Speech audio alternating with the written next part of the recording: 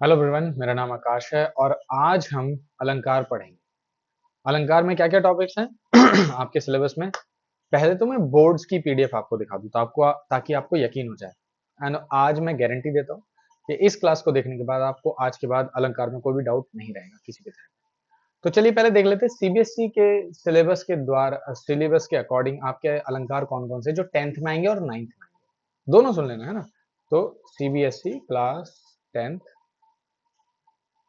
Hindi syllabus है ना, Hindi syllabus 2024-25 आप लोगों के सामने मैं ओपन करके दिखा रहा हूँ। सीबीएसई की वेबसाइट से निकालेंगे। सीबीएसई की वेबसाइट क्लिक किया, लैंग्वेजेस पे जाएंगे, हिंदी ए, सब आपके सामने हो रहा है लाइव। फिर अगर हम देखेंगे यहाँ पर तो 2024-25 की पीडीएफ है ये। जूम थोड़ा नीचे स्क्रॉल करते हैं, नीचे स्क्रॉल करेंगे तो पहले आएगा 9th क्लास 9th हिंदी अ, क्षितिज और कृतिका जिनके हैं तो उनके कौन कौन से अलंकार हैं। उनके अलंकार हैं सिर्फ इतने, इधर गए अलंकार, शब्द अलंकार आना है सिर्फ, जिसमें सिर्फ अनुप्रास यमक और श्लेष होगा। कौन कौन से, सिर्फ अनुप्रास यमक और श्लेष, ये 9th का है, सिर्फ शब्द अलंकार। जिन बच्चों को उनके स्कूल वाले परेशान करते हैं यहाँ पर देख लो प्रूफ। अब आ जाओ तो 10th, थोड़ा नीचे आते हैं तो 10th हिंदी ए, जिनकी क्षितिज और कृतिका बुक्स है उनके में कौन कौन सा अलंकार आएंगे ध्यान से देख लो। और एमसीक्यूज नहीं आएंगे, अति लघुत्तरात्मक या लघुत्तरात्मक प्रश्न आएंगे, मतलब या तो शॉर्ट आंसर्स। अच्छा मैं कवर तो नहीं कर रहा हूँ अच्छा बच रहा है, ठीक है। तो short answers and very short answers आपको देखने को मिलेंगे ठीक है। तो क्या है आपके अलंकार कौन कौन से, देखो वाक्य भेद, वाच्य और पद परिचय तो है। अलंकार में कौन सा अलंकार है, सिर्फ अर्थ अलंकार, शब्द अलंकार नहीं। तो अर्थ अलंकार में कौन कौन सा अलंकार है, उपमा, रूपक, उत्प्रेक्षा, अतिशयोक्ति और मानवीकरण। 5 क्वेश्चन आएंगे, 5 में से 4 करना। किस तरीके के सवाल आ सकते हैं, नाउ यू आस्क। डेफिनेशन भी पूछी जा सकती है, उपमेय क्या होता है, उपमान क्या होता है, ये भी पूछा जा सकता है। तो कुछ भी पूछा जा सकता है। हम हर तरीके से कोशिश करेंगे कि हम हर तरीके से प्रिपेयर करें। अच्छा, यहाँ पर आपको एक क्लास में अलंकार तो समझ में आ जाएगा, but how we will practice. Google पे जाओ, अलंकार क्लास 10 एमसीक्यूज, दुनिया भर के मिल जाएंगे अलंकार के सीबीएसई क्लास 10 के बोर्ड के पीवाईक्यूज आपको हर जगह मिल जाएंगे। चाहो तो हमारी वेबसाइट से भी डाउनलोड कर सकते हो, फ्री पीडीएफ है, कोई चक्कर नहीं, बिल्कुल फ्री ऑफ कॉस्ट। और टेलीग्राम जो हमारा चैनल है उस पे मैं क्विज बना रखी है छोटी छोटी उसका एक टाइम टेबल मैं डिक्लेयर कर दूंगा कब कब वो क्विज लाइव हुआ करेगी टेलीग्राम पर ही, और उनको आप अटेंड कर सकते हैं। 50-50 एमसीक्यूज रहेंगे और फटाफट आपको अलंकार सारे क्लियर हो जाएंगे। तो चलिए, अलंकार, अलंकार का मतलब क्या होता है, अलंकार का मतलब होता है आभूषण, ज्वेलरी, जूलेरी, ज्वेलरी कोई बोलेगा स्पेलिंग गलत है, मैंने मारना पकड़ के। टीचर कभी गलत नहीं होता है, I am never wrong, okay. तो ज्वेलरी, अलंकार मतलब ज्वेलरी, आभूषण। अलंकार का अर्थ है आभूषण। मैं अपना अपना प्यारा सा मुखड़ा इधर कर देता हूँ, और नहीं इधर नहीं करता हूँ। अरे अरे, क्या है कर बनेगा रे तू, क्या है कर बनेगा रे। छोटा कर देते हैं इसको, छोटा सा कर देते हैं ताकि डिस्टरबेंस ना हो। तुम यहाँ पढ़ने आए हो, मेरा चांद सा मुखड़ा देखने नहीं आए हो। Let's continue. अलंकार का अर्थ है आभूषण, मतलब ज्वेलरी, मतलब कोई ऑर्नामेंट्स जो मम्मी दीदी भाभी लोग पहनते हैं। इसलिए कहा गया है अलंकरोति इति अलंकार के, जो अलंकृत करता है, जो सुंदरता बढ़ाता है, जो अलंकृत करता है, जो खूबसूरती बढ़ाता है, वही अलंकार होता है। मतलब जिन जिन गुण धर्मों द्वारा काव्य की शोभा बढ़ा जाए, काव्य गद्य नहीं कहा, स्टोरीज नहीं कहा, काव्य, पोयम्स, पद है ना, रचनाएं के, जिन गुण धर्मों द्वारा काव्य की शोभा बढ़ाई जाती है उन्हें अलंकार कहते हैं। काव्य की, पोएम्स की, ठीक है। गद्य की बात नहीं करें, गद्य में शोभा क्या बढ़ाते हैं, मुहावरे, लोकोक्तियां। मुहावरे लोकोक्तियां एक ही चीज होती है, ठीक है। ज्यादा डीप में जाओगे तो मुहावरे अलग होते हैं, लोकोक्तियां अलग होती है, बट हमें कौन सा पीएचडी करनी है तो एक मान के चलो, मुहावरे और लोकोक्तियां एक ही चीज होती है, ठीक है। Now let's move to the next part. अलंकार के भेद, दो भेद होते हैं, जैसे मैंने तुम्हें बताया, ये क्लास 9 के लिए है। इस साल, हर साल सीबीएसई को खुजली होती है, हर साल कुछ ना कुछ चेंज करते रहते हैं। पिछले साल जो है शब्द अलंकार में से 2 तो 9th को दे दिए थे, एक जो था वो 10th को दे दिया था। ऐसे ही नाटक उनके चलते रहते सीबीएसई के, जो मोटे पेट वाले अंकल रहते हैं जो कोट पैंट पहन के बैठते हैं सीबीएसई के ऑफिस में, उनके नए नए नशे हैं। अभी ये वाला पार्ट तो 9th के लिए दिया है, ये वाले इसके ये दिया है 10th के लिए, जैसा मैंने अभी तुम्हें बताया पिछली वीडियो में। चलिए शुरू करते हैं। शब्द अलंकार, इसे तो हमने पढ़ना नहीं है, वो 9th के लिए अलग से वीडियो रिकॉर्ड कर दूंगा। अच्छा ऐसा करता हूँ, एक ही कर देता हूँ, दोनों में एक ही कर देता हूँ, दोनों पढ़ लेंगे, है ना, दोनों एक बार पढ़ लेंगे। शब्द अलंकार, जब काव्य में शब्दों के माध्यम से काव्य सौंदर्य में वृद्धि की जाती है, वृद्धि सौंदर्य में वृद्धि, जैसे मेकअप कर देते हैं तब उसे शब्द अलंकार कहते हैं। जैसे कनक कनक ते सौगुनी मादकता अधिकाय, मतलब ते मतलब से, के कनक जो है कनक से 100 गुना अधिक नशीली होती है। नशीली, अरे व्हाट डू मीन भाई, कनक कनक से 100 गुना अधिक नशीले होते हैं क्या? आकाश सर से बड़े गॉड्स हैं। I am the only gods. सुनो। कि एक कनक का मतलब है सोना, एक कनक का मतलब है सोना, सोना मतलब गोल्ड। एक कनक का मतलब है धतूरा। धतूरा क्या होता है? धतूरा बहुत खतरनाक वाइल्ड प्लांट होता है, वो इतना नशीला होता है कि उसको नशे में यूज करने से आदमी पागल हो जाता है, इतना भयंकर होता है। तो कवि क्या कह रहे हैं, सोने का नशीलापन, मतलब कह लो एक तरीके से कि धन धन का जो नशीलापन, धन का जो नशा होता है वो किसी धतूरे से भी खतरनाक होता है। कि यहाँ पर गेहूं क्या दिया है, गेहूं या धतूरा, या तो हम धतूरे को लेके चलते हैं, गेहूं छोड़ दो धतूरे को लेके चलते हैं कि सोना धतूरे से भी 100 गुना अधिक नशीला होता है। तो क्या है यहाँ पर, दोनों चीजें हैं, सोना भी है धतूरा भी, ठीक है। और दोनों के लिए क्या शब्द यूज है, एक शब्द, एक शब्द कई बार आएगा। जहां एक शब्द कई बार आएगा और हर बार उसका अर्थ अलग अलग हो, नहीं चलो डेफिनेशन पार्ट में होता है, बट फिर भी ये क्या है, यमक अलंकार। आगे चलेंगे, ठीक है। तो ये खूबसूरती देख ली। शब्द अलंकार के 3 भेद हैं, अनुप्रास, यमक और श्लेष। पहले अनुप्रास पकड़ते हैं, सबसे इजी है। जहां पर तुम्हें कोई वर्ण क ख ग घ च छ ज झ रिपीट होता दिखे, वहां पर अनुप्रास अलंकार लगा देना, आंखें बंद करके धड़ाधड़। देखो त वर्ण रिपीट हो रहा है, अनुप्रास अलंकार। यहाँ त वर्ण की आवृत्ति मतलब रिपीटेशन, यहाँ पे लिखा ना मैंने, जब काव्य में किसी वर्ण की आवृत्ति या रिपीटेशन एक से अधिक बार होती है, अनुप्रास अलंकार कहलाता है। जैसे तरनी तरुणा तर्त तमाल तरवर बहुछाए, अनुप्रास अलंकार है। आगे चलते हैं, अन्य उदाहरण। मैं कवर तो नहीं कर रहा हूं अपने चांद से मुखड़े से कुछ भी slide, no no no, not very not, but फिर भी चांद सा मुखड़ा इधर कर देते हैं। इधर आइए भाई साहब, ओके थैंक यू भाई साहब, वेरी नाइस। रघुपति राघव राजा राम पतित पावन सीताराम, मेरे ताऊ जी का नाम है राजा राम। तो र वर्ण की रिपीटेशन, र र र, कौन सा अलंकार हुआ, अनुप्रास अलंकार हुआ। पतित पावन सीताराम, ये तो 2 बार है तो इतना नहीं काउंट होगा, 3 बार तो होना चाहिए, एटलीस्ट 3 बार तो हो। चारु चंद्र की चंचल किरणें खेल रही थी जलथल में, चौवर्ण की आवृत्ति। मुदित महीपति मंदिर आए, मवर्ण की आवृत्ति। मैया मोरी मैंने माखन माया, मवर्ण सवर्ण कवर्ण। जहां पर एक शब्द, दोबारा सुनेंगे, जहां पर वर्ड रिपीट होगा कौन सा अलंकार होगा, दिव्य सज्जनों, अनुप्रास अलंकार होगा। जहां पर वर्ण रिपीट होगा, वर्ण क ख ग घ च छ ज झ।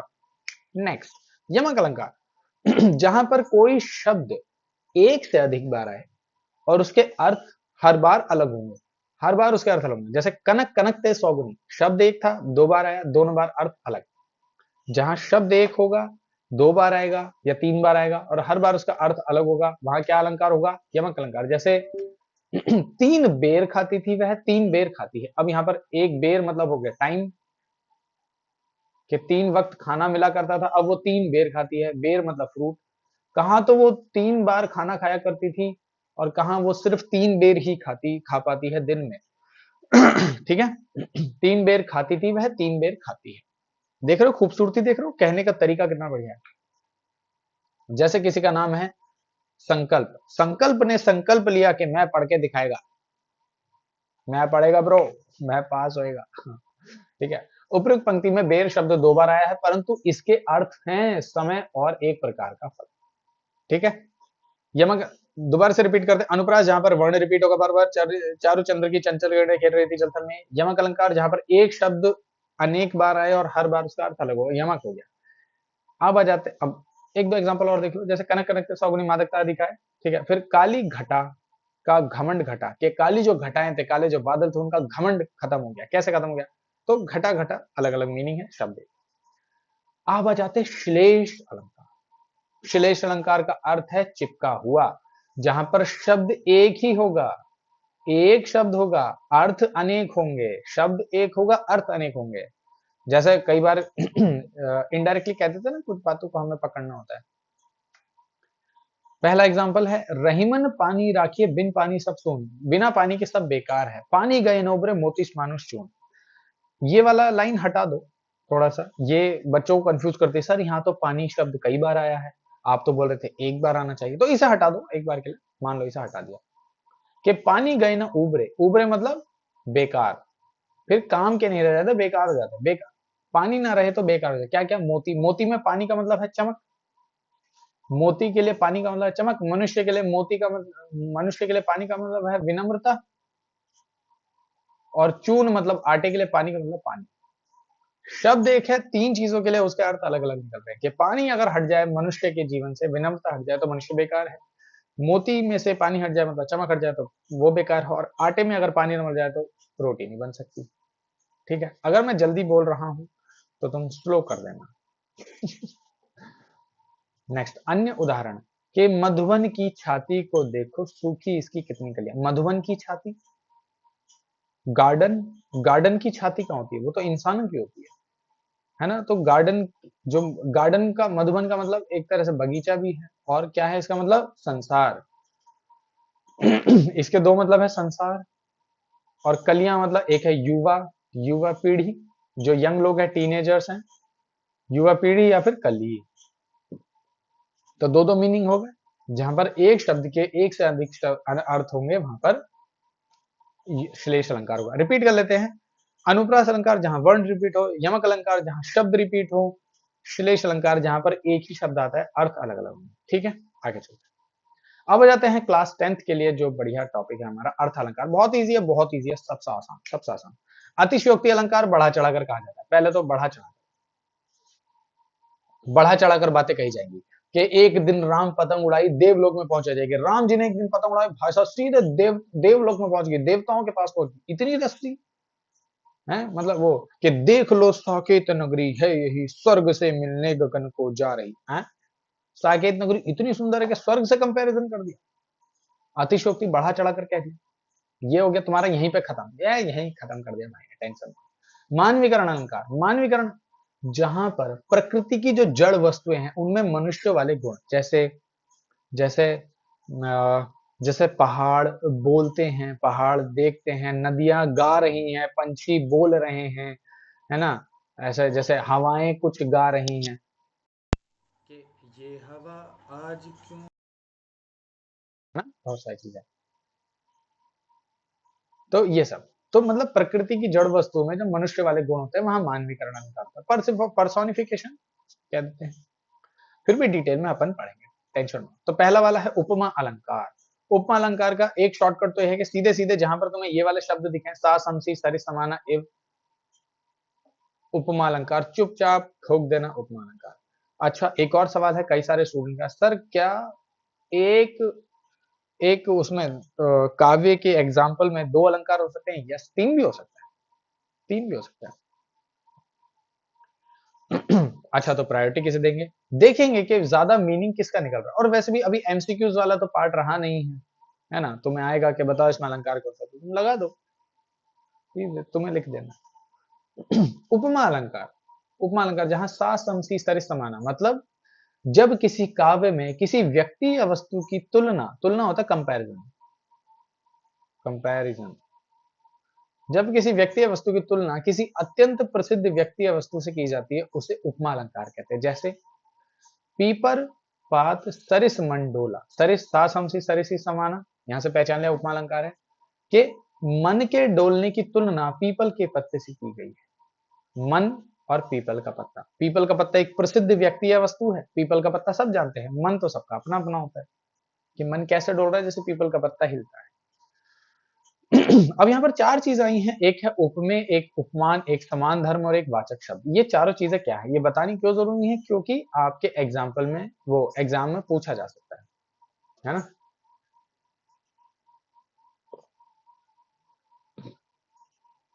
उपमेय, जिसकी उपमा दी जाए, जिसका कंपैरिजन किया जाए, जिसको कंपेयर किया जाए। उपमान वो प्रसिद्ध व्यक्ति या वस्तु जिससे कंपेयर किया जाता है। प्रसिद्ध व्यक्ति, उपमान होता है प्रसिद्ध व्यक्ति या वस्तु, उपमेय होता है साधारण व्यक्ति या वस्तु। जैसे पीपर पात सरिस मंडोला, कि पीपल का पत्ता उपमान हो गया, पीपल का पत्ता। मन एक आम चीज हो गई, वो उपमेय हो गया। समझ गए? उपमेय साधारण व्यक्ति या वस्तु, उपमान प्रसिद्ध व्यक्ति या वस्तु। समान धर्म मतलब दोनों में समान विशेषता है, वह विशेषता जो दोनों में एक समान है। जैसे डोलना, पीपर पात सरिस मन डोला, डोलना समान धर्म था। वाचक शब्द ये हैं जो बताते हैं कि समानता जो प्रकट करते हैं। सासम से ये सरिसमान, ये वाचक शब्द है। ठीक है। अन्य उदाहरण ये देख लो, मुख मयंक सम मंजू मनोहर, हाय फूल सी कोमल बच्ची हुई राख के ढेरी की। रूपक अलंकार, इसमें आपको कोई हिंट नहीं दिया होता कि कैसे हम पहचानेंगे, ये जस्ट प्रैक्टिस से आता है रूपक अलंकार। जैसे जब रूप और गुण की अत्यधिक समानता के कारण उपमेय पर उपमान का भेद रहित आरोप होता है।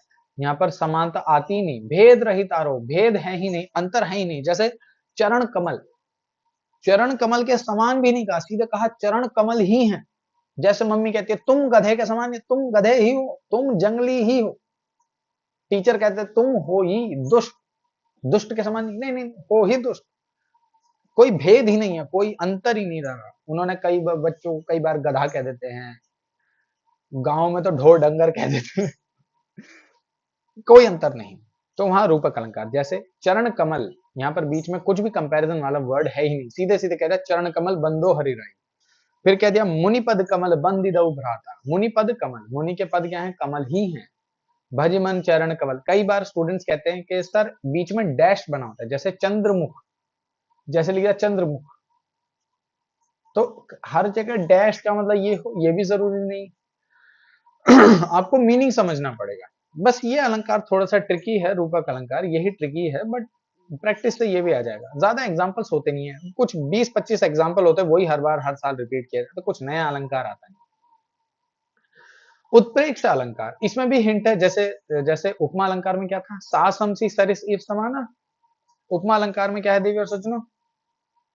उपमा उत्प्रेक्षा में क्या है?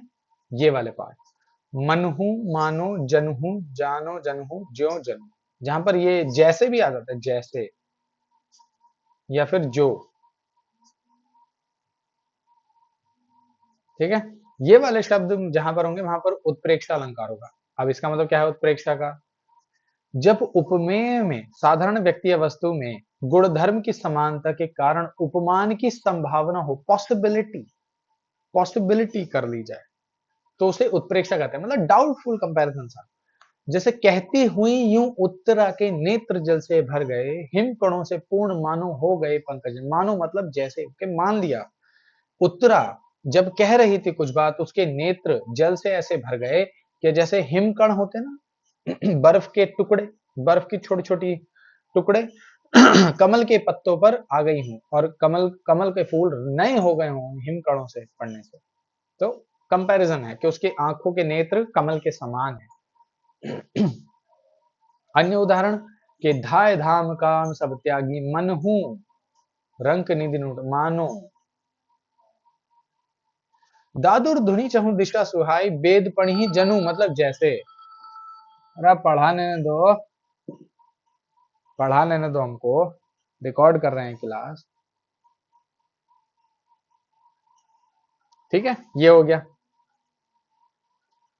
दादुर धुनी चहु दिशा सुहाई वेद पढ़ी जनु बटु समुदाय। ठीक है, ये हो गए। दोबारा से रिपीट करता हूं, मानो मनहु जानो जनहु जनु मनु। ठीक। अब बाद में तो पता है अतिशयोक्ति, जहां पर जहां व्यक्ति वस्तु आदि को गुण रौप सौंदर्य आदि का वर्णन इतना बढ़ा चढ़ा कर किया जाए कि विश्वास करना कठिन हो। तुम्हारे मम्मी पापा कई बार तुम्हारी तारीफ कर देते हैं, हमको खुद को नहीं। हाँ, हमको कह रहा है, अरे छोड़िए कहाँ हमको कह रहा मार रहा है।